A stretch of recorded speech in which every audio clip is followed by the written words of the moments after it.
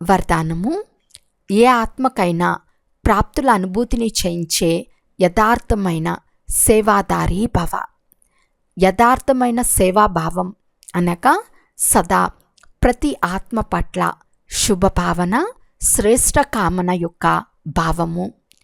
సేవాభావము అనగా ప్రతి ఆత్మకు వారి భావన అనుసారం ఫలమివ్వటం.